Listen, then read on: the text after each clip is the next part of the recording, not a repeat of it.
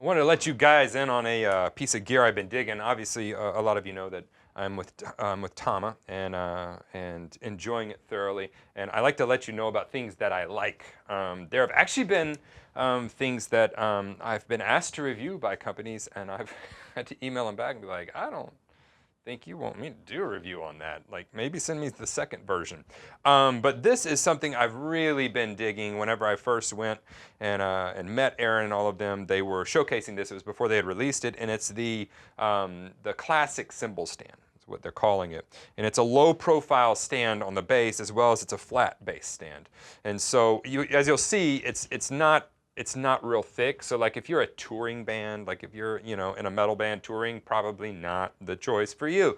But this is perfect for in-town gigs, things like that. I did a gig a couple weeks ago, and I actually was like, oh man, I don't want to take any gear bags. And I actually shoved this in the pocket of the cymbal bag, and it fit fine, you know? And so this is, I mean, you can take like a gym bag to a gig with this.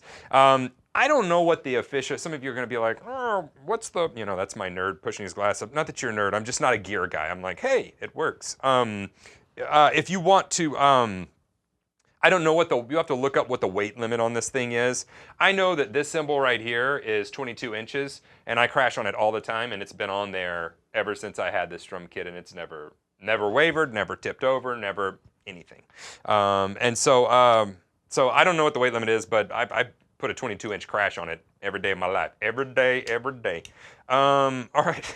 Why I did that. So let's check this thing out, because the bass is one of the things that I love, especially in a studio like mine where space is at a premium, or if you like live in Los Angeles or LA, Los Angeles or New York, then this is great, because in town, small clubs, things like that, this is perfect. And if you look at it like, I don't know, it's like, this is a 16-inch tom, so I guess the footprint would be like 18 inches, maybe a little bit more. But it's flat based, and so you don't have all the problem of it taking up all the stands. Like the Road Pro that I'm using, which is great, it's just for a different purpose. It's got like twice the footprint of this, and so it's just super compact, as well as easy. And then the problem I always had with old school low profile cymbal stands that they used to use was this part, because it was just like cheap. Like the wing nuts sucked, and you know. But this Tama, I love their, I don't know why, you know, people haven't jumped on this before. They've got just a wing nut that you can actually press the sides on. It slips on there and then grips the thing. It's a revolution. It blows my mind every time I do it. I'm like, what? And how is this? What black magic?